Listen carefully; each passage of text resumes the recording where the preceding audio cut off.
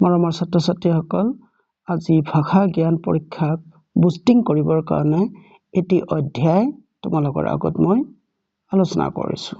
ফাৰ্ষ্টতে অধ্যায়টো পঢ়ি শুনাই তাৰ পিছত ইয়াত থকা আনসাৰখিনি মই তোমালোকক বুজাই দিবলৈ চেষ্টা কৰিছোঁ। কমন আমি আৰম্ভ কৰিছোঁ।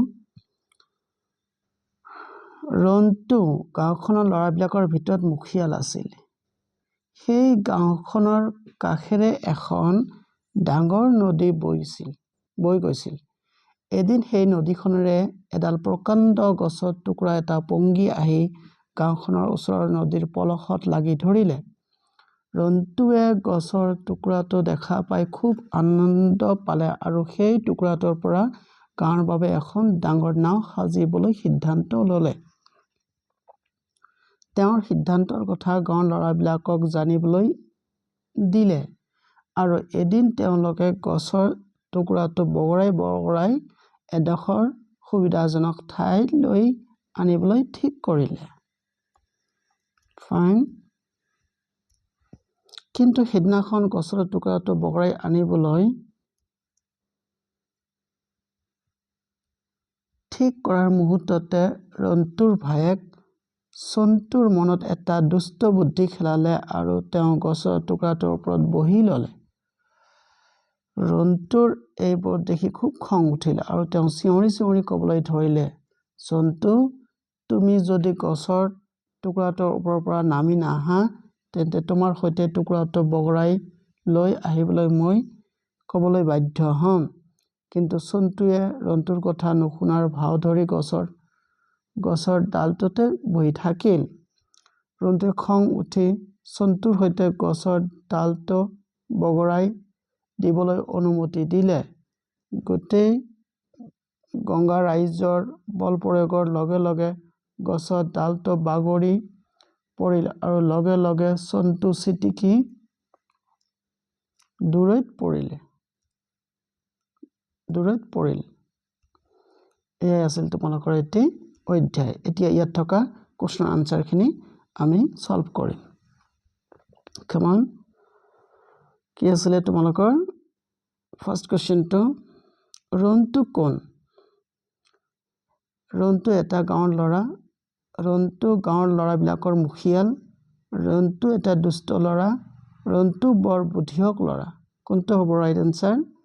ৰন্তু গাঁৱৰ মুখিয়াল। তাৰমানে খ অপশ্যনটো তোমাৰ কাৰেক্ট। নেক্সট আহিলে আন এটা কুৱেশ্যন, ৰন্তুৰ গাঁওখন ক'ত অৱস্থিত আছিল? ক নম্বৰ অপশ্যন, ৰন্তুৰ গাঁওখন অসমৰ এটা চুকত অৱস্থিত আছিল। ৰন্তুৰ গাঁওখন এখন ডাঙৰ নৈৰ কাষত অৱস্থিত আছিল। ৰন্তুৰ গাঁওখন এটা পুখুৰীৰ পাৰত অৱস্থিত আছিল। ৰন্তুৰ গাঁওখন ভাৰতবৰ্ষৰ মধ্য প্ৰদেশত অৱস্থিত আছিল। ক'ত হ'ব এইটো? নৈৰ পাৰত হ'ব না? যিহেতু এটা কিন্তু উল্লেখ নাই, কিন্তু তোমালোকক চেন্সত ধৰিব লাগিব। তেনেকুৱা কুৱেশ্যনবিলাক তোমালোকক নৱোদয়ত সোধা হয়। চেন্সৰ ওপৰত বেছ কৰিয়ে তোমালোকৰ আনসাৰবিলাক কৰিবলগীয়া হয়। কিন্তু যিহেতু গাঁওখনৰ কাষতে নৈ এখন আছিল, তেনেহ'লে কি হ'ব? গাঁওখন নৈৰ কাষত হ'ব। ৰাইট? খ নম্বৰ অপশ্যনটো তোমালোকৰ কাৰেক্ট হ'ব। ৰন্তুৰ গাঁওখন এখন ডাঙৰ নৈৰ কাষত অৱস্থিত আছিল। এইটো হ'ব অৱস্থিত। ফাইন। নেক্সট কুৱেশ্যন, ৰন্তুৱে এদিন নৈখনত কি দেখা পাইছিল? ৰন্তুৱে নৈখনত এদিন এটা ডাঙৰ মাছ দেখা পাইছিল। নৈখনত এদিন এটা ঘৰিয়াল দেখা পাইছিল। এদিন এডাল ডাঙৰ গছৰ ডাল ওপঙি অহা দেখা পাইছিল। তাৰপিছত ৰন্তুৱে নৈত এটা গৰু উঠি অহা দেখা পাইছিল। কোনটো হ'ব? এই গ নম্বৰ অপশ্যনটো তোমালোকৰ কাৰেক্ট, যে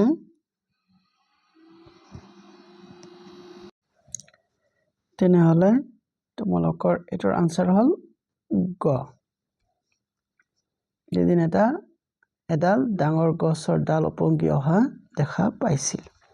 নেক্সট কুৱেশ্যনটো তোমালোকৰ এইটো, ৰন্তুৱে কাঠৰ টুকুৰাটোৰে কি কৰিম বুলি ভাবিছিল? ৰন্তুৱে গছৰ টুকুৰাটোৰ পৰা বহুত খৰি পাম বুলি ভাবিছিল টুকুৰাটোৰ পৰা ঘৰৰ প্ৰয়োজনীয় কিছু আচবাবো তৈয়াৰ কৰিম বুলি ভাবিছিল ঘৰৰ বাবে কেইডালমান বাটাম তৈয়াৰ কৰাৰ সিদ্ধান্ত লৈছিল গাঁৱৰ বাবে এখন ডাঙৰ নাও তৈয়াৰ কৰাৰ সিদ্ধান্ত লৈছিল কোনটো হ'ব এই খ নাম্বাৰটো তোমালোকৰ ৰাইট নেক্সট কোৱেশ্চনটো আছিল 140 তাৰমানে সন্তুৱে কিয় গছৰ টুকুৰাটোৰ ওপৰত বহি আছিল সন্তুৱে গছৰ ডালডালৰ পৰা এখন চকী তৈয়াৰ কৰিব বিচাৰিছিল সন্তুৰ মনত এটা দুষ্ট বুদ্ধি আহিছিল আৰু সেয়েহে তেওঁ গছৰ ডালটোত বহি আছিল সন্তুৱে গছৰ ডালটোত বহি কেনেকুৱা লাগে তাকে অনুভৱ কৰিব বিচাৰিছিল সন্তুৱে গছৰ ডালটো নিজৰ কৰি ল'ব বিচাৰিছিল তেনেহ'লে কোনটো হ'ব তোমালোকৰ ৰাইট অপচন নিশ্চয় এইটো হ'ব খ নম্বৰ অপচনটো সন্তুৰ মনত দুষ্ট বুদ্ধি আহাৰ কাৰণে ই তাত বহি আছিল এ আছিল তোমালোকৰ টপিক এইখিনিতে মই তোমালোকক এটি কোৱেশ্চন দিব বিচাৰিছো কোৱেশ্চনটো তোমালোকে সলভ কৰিবলৈ চেষ্টা কৰিবা কোৱেশ্চনটো হলে এনেকুৱা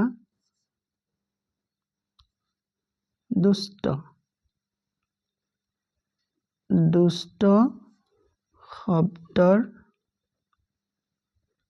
বিপৰীত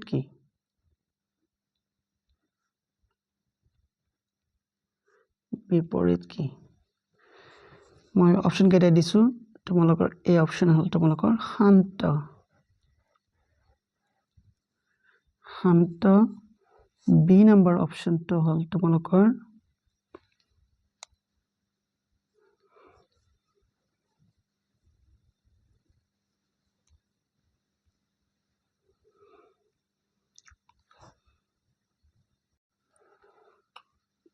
বদমাছ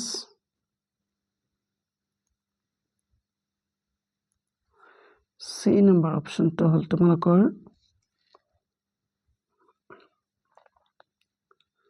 বুদ্ধিয়ক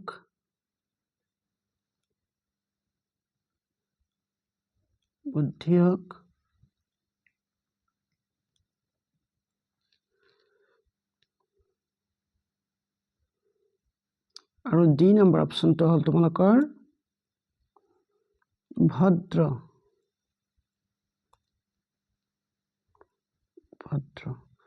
তেতিয়াহ'লে আকৌ এবাৰ কৈছো তোমালোকক যে দুষ্ট শব্দৰ বিপৰীত শব্দ কি তাৰ মানে এ নম্বৰ অপচন হল তোমালোকৰ শান্ত বি নম্বৰ অপচন হল তোমালোকৰ বদমাছ সি নম্বৰ অপচন হল বুদ্ধিয়ক আৰু ডি নম্বৰ অপচন হল ভদ্ৰ কোনটো হ'ব ৰাইট অপচন তোমালোকে কমেন্টত লিখিবলৈ চেষ্টা কৰিবা আশা কৰিছো তোমালোকে ভিডিওটো ভাল পাবা লাইক কমেন্ট শেয়াৰ কৰিবা আৰু প্লিজ মোৰ চেনেলটো সাবস্ক্ৰাইব কৰিবা চোৱাৰ কাৰণে ধন্যবাদ